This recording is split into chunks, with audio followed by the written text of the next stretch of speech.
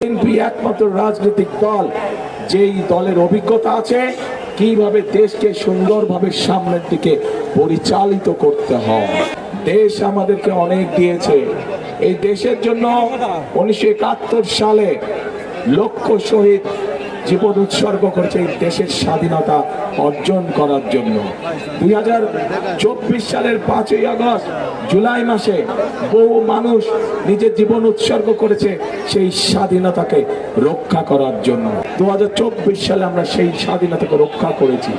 এখন আমাদের সেই স্বাধীনতাকে প্রিয় ভাই বোনেরা অর্থবহ করে তুলতে হবে। কার জন্য অর্থবহ করে তুলতে হবে? বাংলাদেশের মানুষের জন্য আমাদেরকে অর্থবহ করে তুলতে হবে।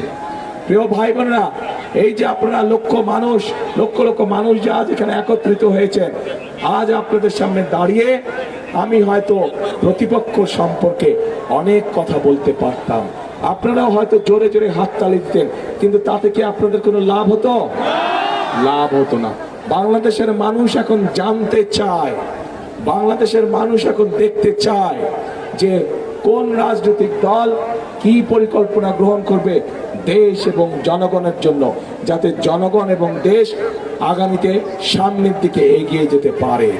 আমরা আপনাদের সামনে পরিকল্পনা দিয়েছি প্রিয় ভাই বোনেরা, বিএনপি আপনাদের সামনে পরিকল্পনা দিয়েছে এবং এই মুহূর্তে বিএনপি একমাত্র রাজনৈতিক দল যেই দলের অভিজ্ঞতা আছে কিভাবে দেশকে সুন্দরভাবে সামনের দিকে পরিচালিত করতে হয়।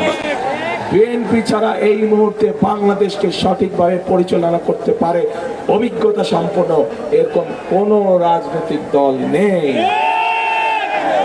কাজেই প্রিয় ভাই বোনেরা, মানুষ তার উপরেই ভরসা করে যার অভিজ্ঞতা আছে।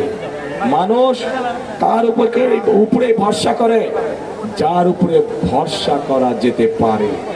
মানুষ তার উপরে ভরসা করে যে মানুষকে বিপদের সময় ফেলে রেখে চলে যায়নি। এবং এই সব গুণ একমাত্র বিএনপির ভিতরে আছে প্রিয় ভাই বোন। কাজে আসুন, আজকে যদি আমাদেরকে দেশকে গড়তে হয়, আজকে যদি এই 20 কোটি মানুষকে একসঙ্গে নিয়ে বাংলাদেশকে সামনের দিকে এগিয়ে যেতে হয়, তাহলে সকলকে আমাদেরকে ঐক্যবদ্ধ থাকতে হবে, সজাগ থাকতে হবে। আপনাদেরকে অনেকেই এসে বিভ্রান্ত করার চেষ্টা করবে। যারা এসে আপনাদেরকে বিভ্রান্ত করার চেষ্টা করবে, দেখা মাত্র তাদেরকে বলবেন গুপ্ত। তোমরা পারবেন বলতে?